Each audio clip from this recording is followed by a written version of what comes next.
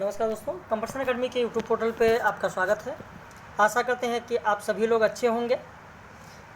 आज की ये जो टेस्ट सीरीज़ है, आइए इसकी बात करते हैं। इसमें जो महत्वपूर्ण प्रश्न हैं उन प्रश्नों को आप देखिए। यदि आप चैनल पर नए हैं तो चैनल को ज़रूर सब्सक्राइब कर लीजिए, ताकि जो भी वीडियो पब्लिश किया जाए उसका नोटिफिकेशन आपको मिल सके। ये अगर आप टेस्ट सीरीज ज्वाइन करना चाहते हैं तो इस नंबर पर आप फ़ोन करके व्हाट्सएप करके फ़ीस और सारी जानकारी ले सकते हैं। वैसे आज की इस टेस्ट सीरीज में आप देखेंगे बहुत ही महत्वपूर्ण प्रश्न आपको मिलेगा। एक और महत्वपूर्ण सूचना आपको दे दें, मैंने व्हाट्सएप के स्टेटस पर भी सूचना दे दिया है कि चाहे मध्य प्रदेश असिस्टेंट प्रोफेसर के लिए आप तैयारी कर रहे हो, चाहे उत्तर प्रदेश असिस्टेंट प्रोफेसर के लिए आप तैयारी कर रहे हैं, इसके लिए फ़ीस में आज से छूट दी गई है। अगर आप एडमिशन लेते हैं तो शायद आपने इतना कम सोचा भी नहीं होगा जितना कम फीस कर दिया गया है। वो भी आज से लेकर 2 दिन तक के लिए छूट दी गई है। अगर आप भी UPHSC या MP असिस्टेंट प्रोफेसर या किसी भी प्रदेश के असिस्टेंट प्रोफेसर के लिए आप जुड़ना चाहते हैं तो आप इस नंबर पर फ़ोन करके व्हाट्सएप करके फ़ीस और सारी जानकारी ले सकते हैं। और ये जो वीडियो आप देख रहे हैं ये आज ही का है, 4/6/2023। छूट सिर्फ 2 दिन की रहेगी। अब कुछ लोग मान लिया इस वीडियो को 10 दिन बाद देखते हैं और कहते हैं सर मुझे तो छूट नहीं मिलेगी। भाई कहाँ से मिल पाएगी? इसीलिए वीडियो पब्लिश किया जाता है और मैं कहता हूँ कि छूट जब भी दी जाती है, वीडियो पब्लिश किया जाता है तो आप लोग वीडियो ज़रूर देखें, चैनल को सब्सक्राइब कर लें ताकि आप तक सूचना मिल सके और आप इसका लाभ ले सकें। तो चलिए शुरू करते हैं। ध्यान रखिए, चाहे MP सेट हो, MPPSC हो, UGC नेट हो, UPHSC हो, RPSC हो, सभी के लिए आज यह छूट जारी रहेगी आज से। तो आइए आज के महत्वपूर्ण प्रश्नों को देखते हैं। सबसे पहले यहाँ पर 50 प्रश्न इस टेस्ट सीरीज में दिए गए हैं। वैसे टेस्ट सीरीज सुबह आप देखेंगे कि सुबह टेस्ट सीरीज उपलब्ध करा दी जाती है। सुबह में 10 बजे टेस्ट सीरीज व्हाट्सएप पर लोगों को भेज दी जाती है। शाम को 5 बजे तक आपको अपना उत्तर सबमिट करना होता है और फिर उसके बाद बताया जाता है कि पहला स्थान किसका है आज की टेस्ट सीरीज में, दूसरा स्थान किसका है, तीसरा स्थान किसका है। तो आज का जो वीडियो है इसमें आप देखें, इन प्रश्नों को देखें, आप भी समझें और फिर इसके बाद में अभी स्टेटस पर लगा दिया जाएगा कि आज की टेस्ट सीरीज में पहला स्थान किसका है, दूसरा किसका है और तीसरा किसका है। भारतेंदु का पूर्ववर्ती काव्य साहित्य संतों की कुटिया से निकलकर राजाओं और रईसों के दरबार में पहुंच गया था, कथन किसका है? आपका उत्तर हो जाएगा D, हजारी प्रसाद द्विवेदी। भारतेंदु के बारे में निम्न कथन किसका है? उन्होंने एक तरफ तो काव्य को फिर से भक्ति की पवित्र मंदाकिनी में स्नान कराया और दूसरी तरफ उसे दरबारीपन से निकालकर लोक जीवन के आमने सामने खड़ा कर दिया। उत्तर हो जाएगा आपका C, हजारी प्रसाद द्विवेदी का कथन है। हजारी प्रसाद द्विवेदी।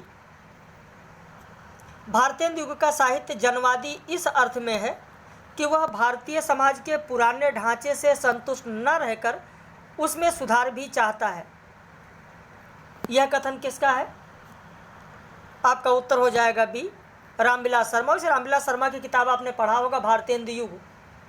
अगर भारतेंदु युग आपने पढ़ा है या आपके पास है तो ज़रूर आपको यह कथन मिला होगा।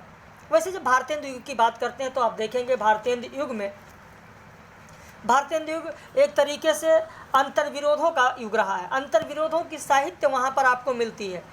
जनवादी जो है, जनवादी इस अर्थ में है कि वह भारतीय समाज के पुराने ढांचे से संतुष्ट न रहकर उसमें सुधार भी चाहता है। तो अंतर्विरोध तो है ही है नए ढांचे और पुराने ढांचे में। भाई भारतेंदु युग में राष्ट्रभक्ति बनाम राजभक्ति आपको देखने को मिलेगा, ब्रजभाषा बनाम खड़ी बोली देखने को मिलेगा, पारंपरिक संस्कार बनाम आधुनिक विचार के मध्य अंतर्विरोध देखने को मिलेगा।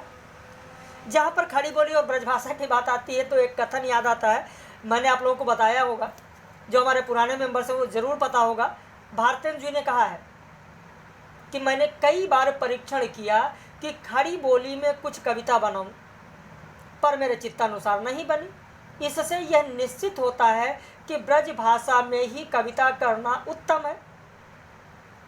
अब ब्रज भाषा ठीक है, ब्रज भाषा का विकास होने लगा, लेकिन जब हम छायावाद काल में आते हैं तो छायावाद में जब आगे बढ़ेंगे तो पल्लव की भूमिका में सुमित्रानंदन पंत ने कहा है कि अभिव्यक्ति को अब ब्रज की छींटदार चोली जो कि फट चुकी है नहीं ढक सकती है, उसे अब क्रांतिकारी के तेवर वाला चोला चाहिए। तो ये सब कथन है, जो आप पढ़ेंगे तो जो कथन परीक्षाओं में पूछे जाते हैं उसे आप बहुत ही आराम से कर लेंगे। कॉन्सेप्ट क्लियर होना चाहिए। भारतेंदु स्वदेशी आंदोलन के ही अग्रदूत न थे, बल्कि समाज सुधारकों में भी प्रमुख थे। स्त्री शिक्षा, विधवा विवाह, विदेश यात्रा के वे समर्थक थे। कथन किसका है? आपका उत्तर हो जाएगा ए, रामविलास शर्मा का कथन है। भाई इसमें कहा गया समाज सुधारकों में भी प्रमुख थे और उन्होंने स्त्री शिक्षा, विधवा विवाह, विदेश यात्रा के वे समर्थक थे। केवल स्वदेशी आंदोलन के ही अग्रदूत नहीं थे। आप देखेंगे श्रृंगारिक चेतना भी आपको भारतेंदु युग में मिलेगी। भाई इस काल में आधुनिकता की चेतना के बावजूद ऐसा नहीं कि रीतिकाल समाप्त हो गया, रीतिकालीन प्रभाव पूरी तरह छोड़ा नहीं गया था। श्रृंगारिकता भारतेंदु युग में भी मिलेगी, भक्ति भावना भी आपको मिलेगी, लेकिन वहाँ यह भक्ति भावना अब स्वदेश अनुराग समन्वित भक्ति यहाँ पर हो गई। और जो भी समाज की समस्याएं हैं उनकी बात की गई, समस्या पूर्ति की बात की गई, सामाजिक समस्याओं का चित्रण किया गया। तो ये सारी चीज़ देखने को मिलेगी। उसी आधार पर रामविलास शर्मा ने कहा है। अगला प्रश्न देखें। साहित्य रसात्मक वाक्य या कवि के अंतःपुर का लीला विनोद होकर जनसमूह के हृदय का विकास है। कथन किसका है? यह भी उत्तर हो जाएगा बी, रामविलास शर्मा। रामविलास शर्मा, ध्यान रखिएगा, रामविलास शर्मा का है। प्रश्न कैसे लग रहे हैं जरूर अपनी प्रतिक्रिया आप लोग व्यक्त करें। जितने भी हमारे व्यूवर्स हैं, जितने भी लोग देख रहे हैं, वो जरूर प्रतिक्रिया व्यक्त करें। और जो यूजीसी नेट जून की परीक्षा देना चाहते हैं, यानी जो अब जुलाई में इधर होगी, जून में जो होगी, इस परीक्षा के लिए अगर आप लगे हुए हैं और देना चाहते हैं तो जो भी आपके पास 15-20 दिन का समय बच रहा है, 15-20 दिन का समय जो भी बच रहा है और आपने पढ़ रखा है, सिर्फ आपको रिवीजन की ज़रूरत है, तो आप उसके लिए हमारे यहाँ टेस्ट सीरीज भी ज्वाइन कर सकते हैं। देखिए कुछ लोग कहते हैं सर 10 दिन के लिए क्या ज्वाइन करें, 15 दिन के लिए क्या ज्वाइन करें। गौर करिए, एक एक प्रश्न, सफलता में एक एक प्रश्न बहुत मायने रखता है। अगर एक टेस्ट सीरीज से आपको कोई एक नया तथ्य मिल गया जो आपको नहीं पता था और परीक्षा में आ गया, आपने उसे सही कर दिया, तो एक प्रश्न आपको 10,000 लोगों से भी आगे खड़ा कर सकता है। आप तो समझते हैं पॉइंट में सिलेक्शन होता है, तो इसलिए किसी भी चीज़ को हल्के में ना ले। अगर आपके पास समय है तो आप जुड़ना चाहते हैं तो बिल्कुल जुड़ सकते हैं। ऐसा नहीं कि 10 दिन में आप क्या कर लेंगे। भाई कुछ लोग कहते हैं या कुछ लोग की मानसिकता होती है, समझाते हैं कि अभी तक नहीं कर पाए तो फिर 10 दिन में क्या कर लेंगे। 10 दिन में तो आप बहुत कुछ कर सकते हैं, 20 दिन में आप बहुत कुछ कर सकते हैं, और हो सकता है महीनों का समय आपको मिल जाए, क्योंकि हिंदी की परीक्षा लास्ट में होती है और अभी तो सेंट्रल अलॉटमेंट होगा, एडमिट कार्ड आएगा, हो सकता है कि निर्धारित समय पर ना हो पाए, कुछ आगे भी बढ़ जाए। तो अगर जुड़ना चाहे तो टेस्ट सीरीज के लिए भी जुड़ सकते हैं आप। बाकी जो हायर के लिए है वो मैंने बताया ही आप लोगों को। जनसमूह के हृदय की भावनाओं का आग्रह करके ही हिंदी की आलोचना रीतिकालीन केचुल उतारकर आधुनिक बनी। कथन किसका है? आपका उत्तर हो जाएगा सी, विश्वनाथ त्रिपाठी। हिंदी साहित्य का सरल इतिहास आपने पढ़ा होगा इनका, हिंदी साहित्य का सरल इतिहास आप लोगों ने पढ़ा होगा। मैंने दिया भी है आप लोगों को, कराया भी है और कहा है कि इसको पढ़ लीजिए, बहुत ही महत्वपूर्ण है। एक एक तथ्य मैंने वहाँ से करा दिए हैं।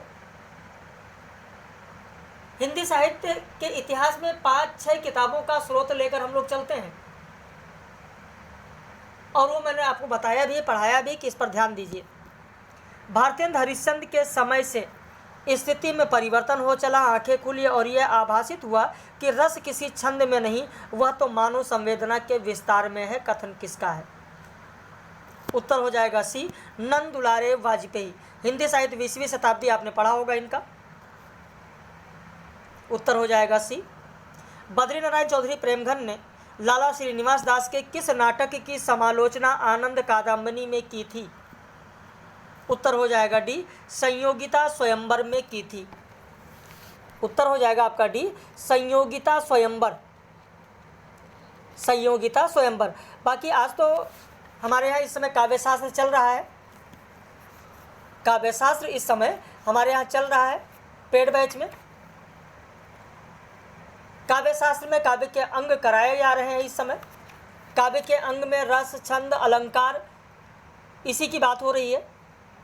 वैसे अलंकार जो आज पढ़ाया गया लोगों को, जो उस पर जो लाइव कक्षा मिलेगी, यह भी प्रश्न शायद कहीं एक बार परीक्षा में पूछा गया है कि वक्रोक्ति के भेद कौन कौन से हैं। वक्रोक्ति के भेद कौन कौन से हैं? तो वक्रोक्ति के भेद आपको पता होगा, 6 भेद हैं। ये सब आज की लाइव कक्षा में होगा। यह भामह के काव्य अलंकार के किस परिच्छेद में अलंकार निरूपण है? अलंकार रचनाएं कौन कौन सी हैं? तो ये सब खूब पूछा जाता है परीक्षाओं में। आज के लाइव कक्षा में उसी पर आधारित प्रश्न होंगे। बालकृष्ण भट्ट ने हिंदी प्रदीप में सच्ची समालोचना शीर्षक से लाला श्रीनिवास दास के किस नाटक की आलोचना की? तो यहाँ पर उत्तर हो जाएगा आपका ए, संयोगिता स्वयंवर। संयोगिता स्वयंवर। अगला प्रश्न, इंसाअल्लाह खां की रचना रानी केतकी की कहानी का संपादन किसने किया? उत्तर हो जाएगा डी, श्याम सुंदर दास। रानी केतकी की कहानी में केतकी किसकी पुत्री थी? उत्तर हो जाएगा सी, जगत प्रसाद। 11 का सी हो जाएगा, जगत प्रसाद। अगला प्रश्न देखें, किशोरीलाल गोस्वामी के उपन्यास स्वर्गीय कुसुम व कुसुम कुमारी का अंश किस पत्रिका में छपा था? आपका उत्तर हो जाएगा ए, सारसुधा निधि में भी छपा था और विज्ञ वृंदावन में भी छपा था। बालकृष्ण भट्ट ने हिंदी प्रदीप में श्रीधर पाठक के किस रचना की समालोचना की है? एकांतवासी योगी, द हर्मिट, उजड़ग्राम, डिटर्जेंट विलेज, श्रांत पथिक, ट्रेवलर, गुणवंत हेमंत। आपका उत्तर हो जाएगा ए, एकांतवासी योगी। मैंने पढ़ाया है, ये भी आपको बताया है कि इसको ध्यान रखिएगा। एकांतवासी योगी की भाषा किस भाषा में है, उजड़ग्राम किस भाषा में है, श्रांत पथिक किस भाषा में है, गुणवंत हेमंत किस भाषा में है, इस पर आधारित भी प्रश्न पूछा जा सकता है। मैंने आप लोगों को पढ़ाया भी है। अंग्रेजी साहित्यकार पोप के एसे ऑन क्रिटिसिज्म का अनुवाद है। आपका उत्तर हो जाएगा ए, समालोचनादर्श। समालोचनादर्श। समालोचनादर्श किसका है? जानते ही होंगे ना, जगन्नाथ दास रत्नाकर का। जगन्नाथ दास रत्नाकर का है समालोचनादर्श। अगला प्रश्न, मिश्र बंधु में कौन शामिल नहीं है? उत्तर हो जाएगा डी, हरदेव बाहरी। हरदेव बाहरी। हिंदी नवरत्न में त्रिपाठी बंधु में कौन शामिल है? त्रिपाठी बंधु तो भूषण और मतिराम को मिलाकर त्रिपाठी बंधु कहा जाता है। देव इसमें शामिल नहीं है। हिंदी नवरत्न में कौन शामिल नहीं है? सूरदास, तुलसीदास, बिहारी, जायसी। उत्तर हो जाएगा डी, मलिक मोहम्मद जायसी। हिंदी नवरत्न में किसके लिए कहा गया है कि इनको किसी कवि से न्यून कहना इनके साथ अन्याय समझ पड़ता है, परंतु इनको सर्वश्रेष्ठ कहना तुलसी और सूर्य के साथ भी अन्याय होगा? तो यह कहा गया है भूषण के लिए। 18 का हो जाएगा ए, भूषण के लिए। एक बिहारी पर 4 बिहारियों, श्याम बिहारी, गणेश बिहारी, सुखदेव बिहारी, कृष्ण बिहारी का धावा देखकर बेचारा हिंदी साहित्य संसार घबरा गया है। किसका मत है? उत्तर हो जाएगा आपका डी, लाला भगवान दीन। लाला भगवान दीन की समीक्षा भारत भारती और जयद्रथ वध पर किस पत्रिका में छपी थी? विकल्प में सरस्वती, सारसुधा निधि, हिंदी प्रदीप, लक्ष्मी। आपका उत्तर हो जाएगा डी, लक्ष्मी पत्रिका। प्रश्न कैसे लग रहे हैं एक बार अपनी प्रतिक्रिया जरूर व्यक्त कीजिएगा। जो भी हमारे नए व्यूवर्स देख रहे हैं वो चैनल को जरूर सब्सक्राइब कर लें। अगला प्रश्न, किसके आलोचना के जवाब में अज्ञेय ने दूसरे सप्तक की भूमिका में लिखा कि हमें प्रयोगवादी कहना उतना सार्थक या निरर्थक है जितना हमें कवितावादी कहना? उत्तर हो जाएगा सी, नंदुलारे वाजपेयी। नंदुलारे वाजपेयी। अज्ञेय ने किस सप्तक की भूमिका में कहा है कि प्रयोग अपने आप में इष्ट नहीं है, वह साधन है और दोहरा साधन है? तार सप्तक, दूसरा सप्तक, तीसरा सप्तक, चौथा सप्तक? उत्तर हो जाएगा बी, दूसरा सप्तक।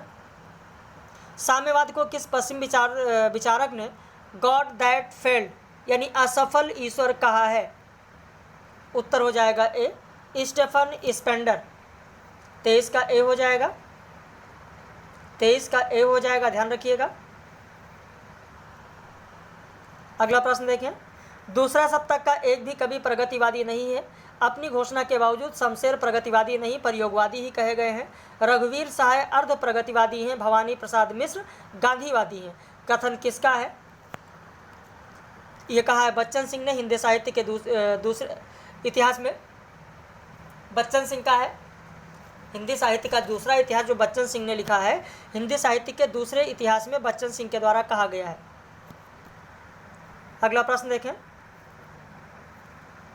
मार्क्सवाद के बारे में किसने कहा कि इसे कविता पर गिलाफ की तरह चढ़ाया नहीं जा सकता? तो ये कहा है रघुवीर सहाय ने। अज्ञेय के किस रचना पर जयशंकर प्रसाद के आंसू और निराला के गीतों का प्रभाव है? उत्तर हो जाएगा ए, भग्नदूत।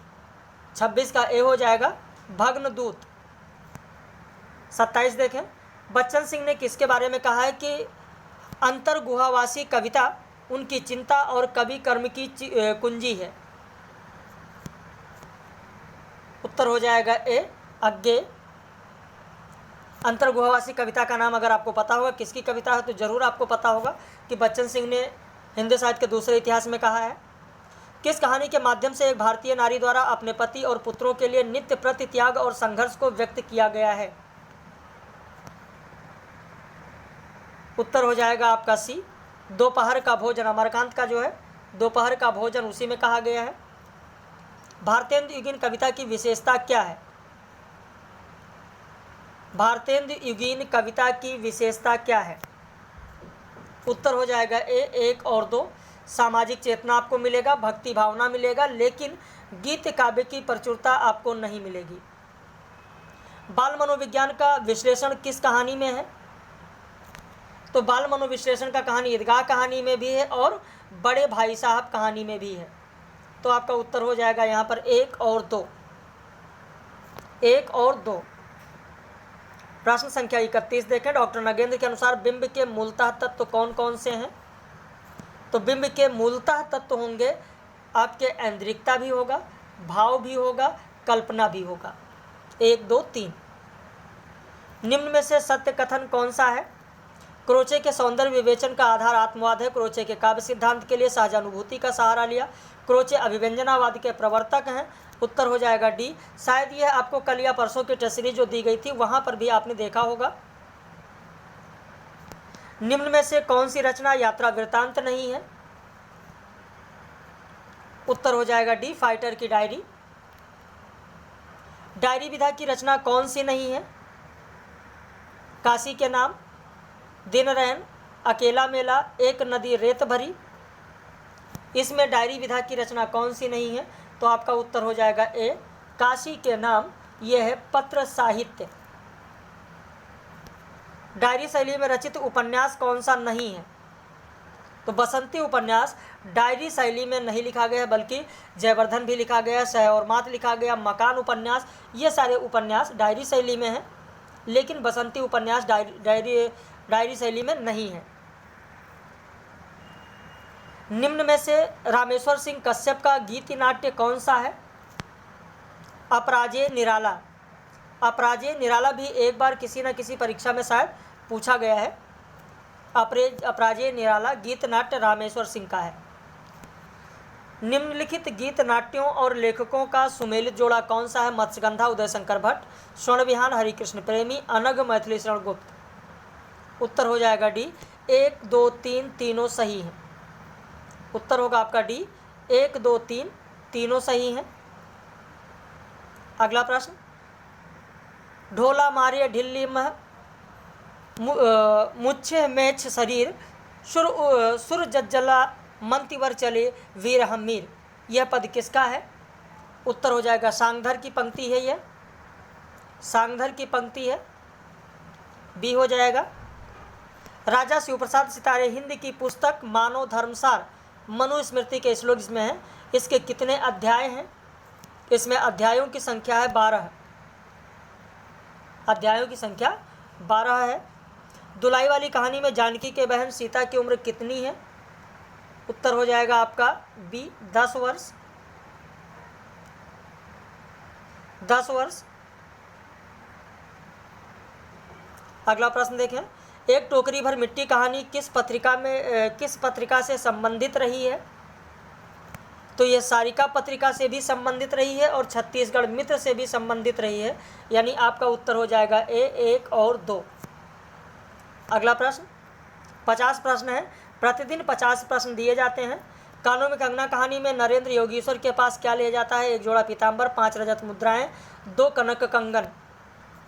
उत्तर हो जाएगा सी 1 और 3। कई लोगों ने इसे भी गलत किया है, 5 स्वर्ण मुद्राएं ले जाता है, न कि 5 रजत मुद्राएं। परिंदे कहानी में त्रिकोण प्रेम संघर्ष में कौन नहीं आता है?